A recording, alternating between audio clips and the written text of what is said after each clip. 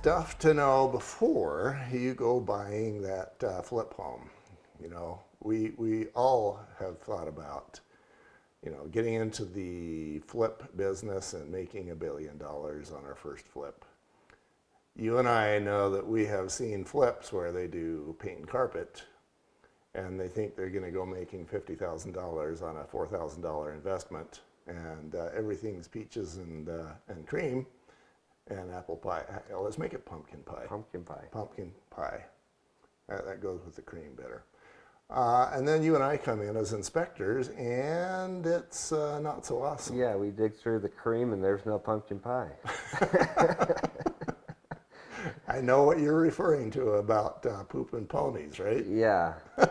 Yep. There's no pony in here. The roof is one of those areas where you can get zapped. Yeah, that's a large dollar amount that can go into a roof. Yeah. Like I say, I've seen so many homes where they thought they'd do paint and carpet and make $1 billion, but they didn't think of the electrical or the roof or the plumbing or the HVAC or the asbestos or, all the rest of those. What sort of issues can you have on a roof? Well, funny you ask. I just did one just a couple days ago that was 1957. Oh, fun. Yeah, and it had a pitch, probably a 3% grade, probably a 1 to 12. 1 to 12. Yeah, so that's up 1 over 12. Yeah, it was very flat, and that was probably above the family room. But if you get up onto the other side of the house, it was a little bit steeper, but not much. Okay. And this roof was a gravel tar roof. Okay. I love tar and gravel. Yeah, so I got looking up there, and I actually dug through the gravel a little bit. Okay. And what I found was kind of shocking. They put tarps up on the roof and then put new gravel over the top because we were leaking down inside. This sounds like 1970 to me. Yeah, you said that yours was built in 1959? Yeah, uh-huh. Yeah. 67. All the world's best ideas were done in the 70s. Oh, definitely. And these are new. These were not old tarps. Oh, interesting. Yeah. So they covered it up with new tarps, new gravel, and probably thought I wouldn't see them. So they just threw down a tarp that they thought was going to be waterproof? Yeah. And then threw some gravel on top of that? And threw some gravel up on top. I don't see any problems with that. No, not at all. That's how that's professionalism at its finest. So I took these pictures of the tarps and of the gravel and the tar I did see was cracked and it was rotting and it had moss growing on it and it was just terrible. So I took these pictures down to the client who was standing there actually with the sellers because the sellers didn't want to leave. Well, of course not. Yeah, no. And so I said, do you want to go talk in private or do you want me to say everything right here? And of course they said, we'll just say right here, we're going to talk about it anyways. Uh-huh. And I'm like, oh, great. Okay, so here we go. And I explained to them what was going on. Uh-huh. And it seemed to be okay when I left. But afterwards, there was some mixed words. And they didn't want to take care of it. Wow. You would think after you'd been exposed of a crime, you would, how do you blame that on somebody else? Yeah, I don't understand that one either. So you've got, as the flipper, you could have the tar and gravel roof, which should probably instill fear and terror in your soul.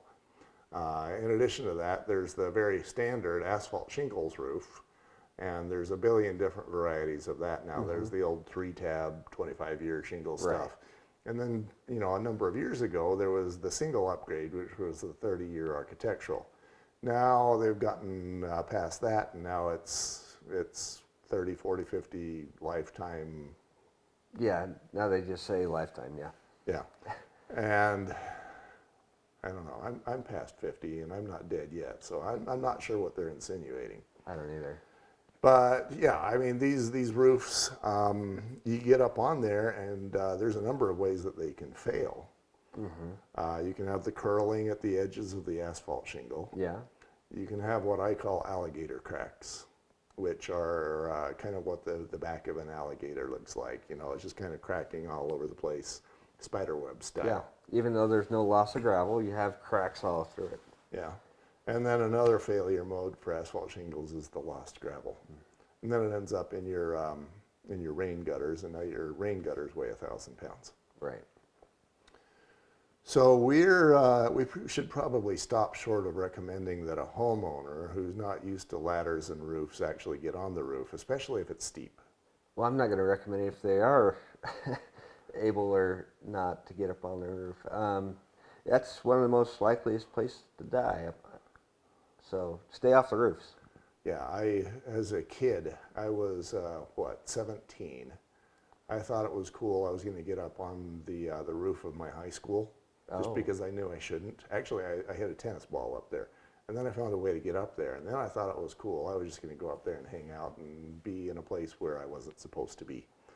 And I got walking around there all confident and cocky, like, hey, I'm doing something I'm not supposed to do. Isn't this awesome? I almost walked off the edge of the roof. Oh, jeez. And I've heard stories of guys who get up there to maybe knock down some snow, and then they end up taking themselves out with the snow. Snow doesn't care, but he had broken bones. Was his name Griswold? Now,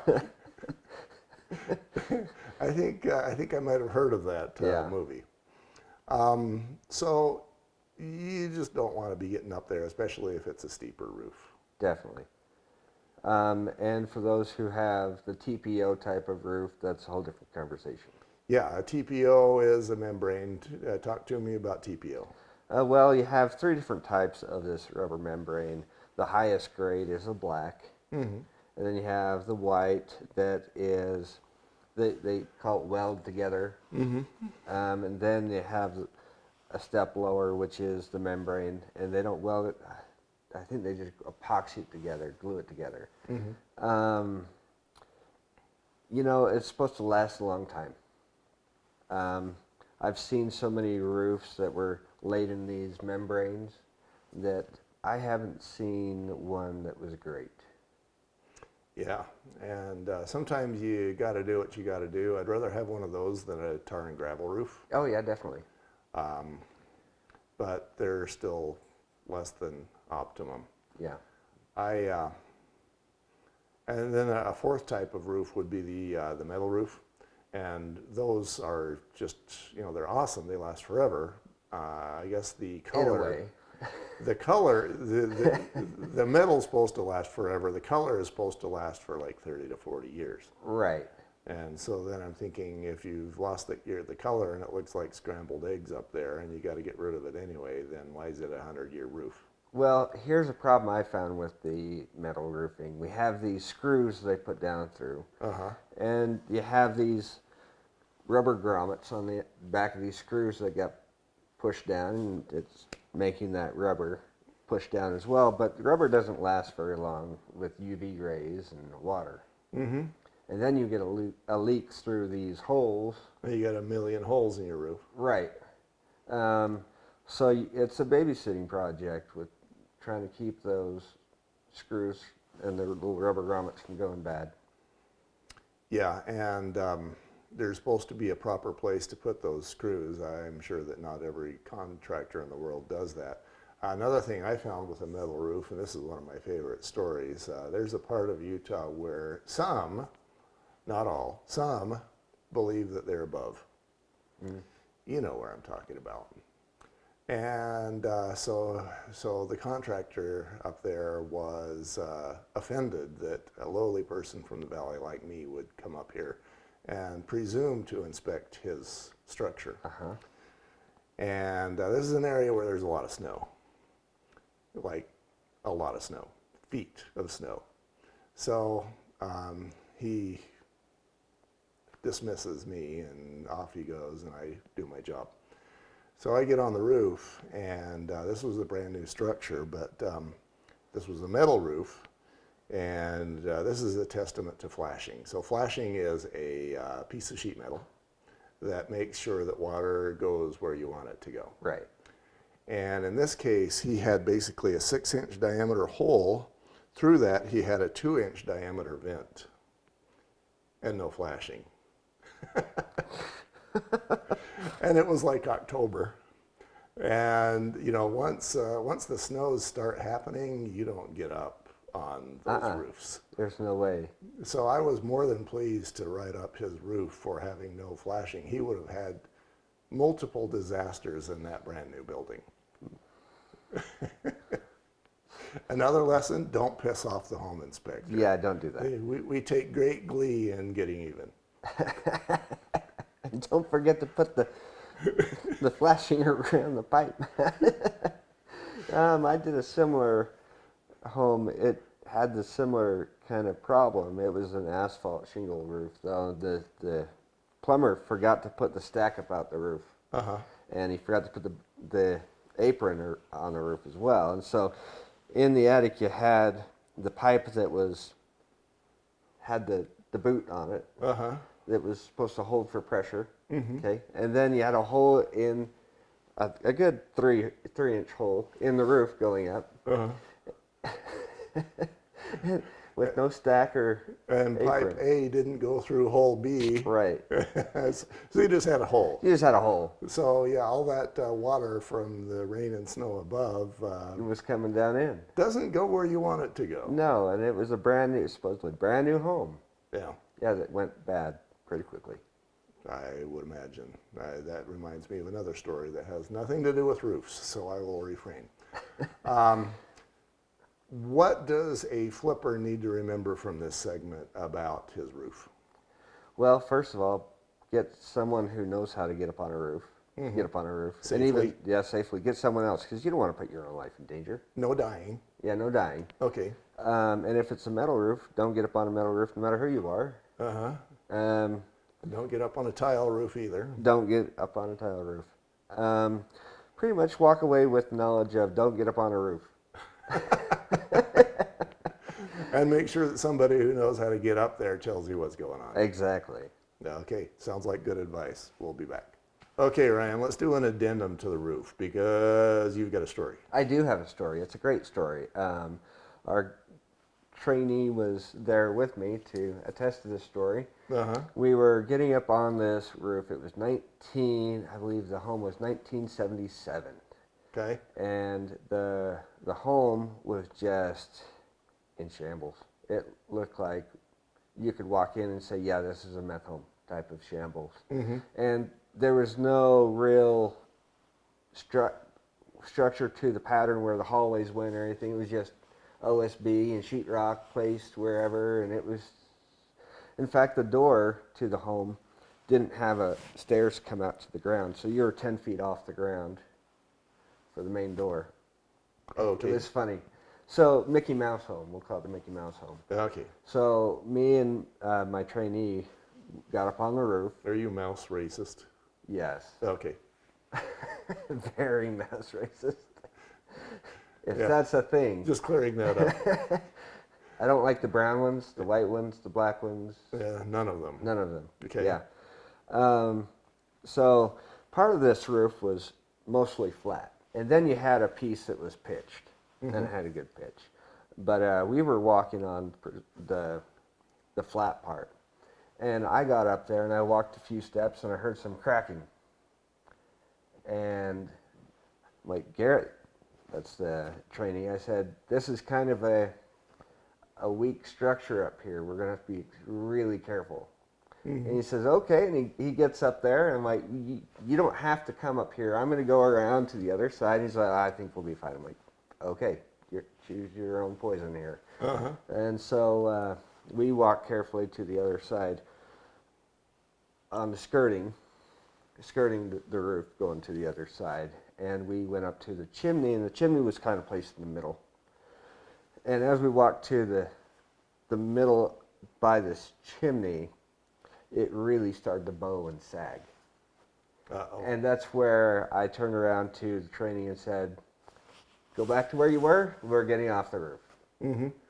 And we went down and we came into the building, got into the upper stairs or upper levels of the house, and we looked up, and sure enough, the rafters that were there, well, joist, they're more of a joist type looking. Um, probably about 4 out of 10 were snapped in half. Oh, awesome. And the decking itself, you could see where water was coming through, and it was rotting. Dang. Yeah, so I'm glad we got off the roof when we did. Yeah, another good reason to stay off the roof if you Yes. if you're the flipper. So yeah, You know, a lot of people say, well, it's a flat roof, I'll be fine. I'm not going to fall off. You might fall in, but you won't fall off. yeah, no, you won't fall off. Yeah, I was doing some volunteer work on a roof with some other people, and there was an area below a swamp cooler. You mentioned that your area was below a chimney. Mine was below a swamp cooler where you could tell that that roof was rotted. And, you know, it doesn't take too much of a genius to figure out why. Water gets in from whatever source around the chimney or the swamper and goes underneath the shingles, rots things out, and then you've got nothing. Right. He went through.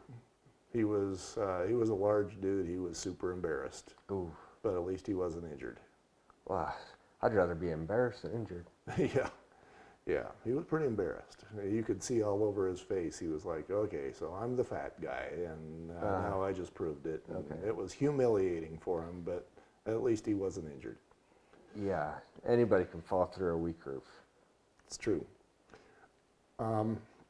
Okay, let's finish this one up, and we'll be back with HVAC.